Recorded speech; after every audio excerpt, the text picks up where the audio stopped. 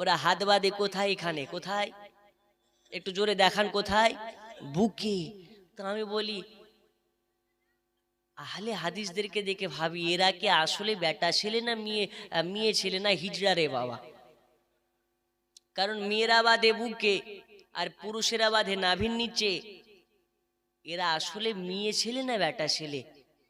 এরা হচ্ছে সব জায়গাতে মোহাম্মদ থাকবে, কিন্তু এক শ্রেণীর মৌলবি মার্কেটে বের হয়েছে যারা বলে আল্লাহর নামের পরে মোহাম্মদ নামটা লেখা যাবে না।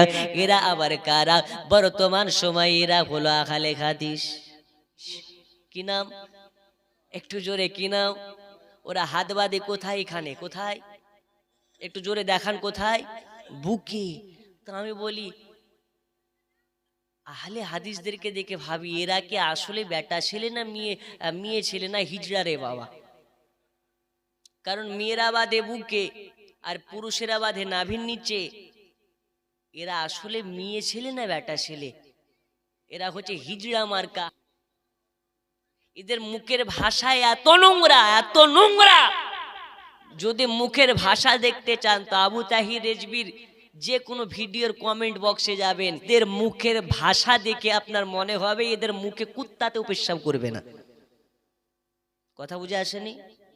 নবী করিম সাল্লাল্লাহু আলাইহি ওয়াসাল্লাম বলেছেন একজন আদর্শবান উম্মত যদি চিনতে হয় তো তার মুখের ভাষাতে চিহ্নিত পাবে।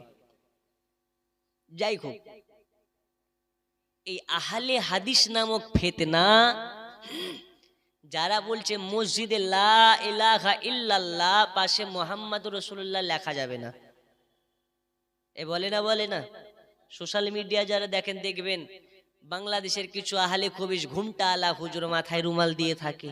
ওরা বলছে একদিকে ইয়া আল্লাহু ইয়া মুহাম্মাদু লেখা যাবে না, এটা শিরিক। যেখানে আমার আল্লাহ নিজের হাবিবকে আলাদা করে না, তুমি মোল্লা চারানার মোল্লা হয়ে আল্লাহর নামের পাশ থেকে মুহাম্মাদের নাম সরাতে চাও, এই জায়গাতে বোঝা যায় তুমি মুমিন মুসলমান নও, তুমি হচ্ছো ইহুদির দালাল। ইসরায়েলের টাকা খেয়ে তোমরা পকেট পূজা করো, এরা হচ্ছে ইসরায়েলের দালাল।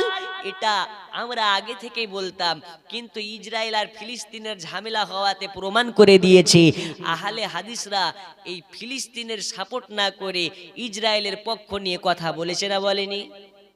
বলেছে।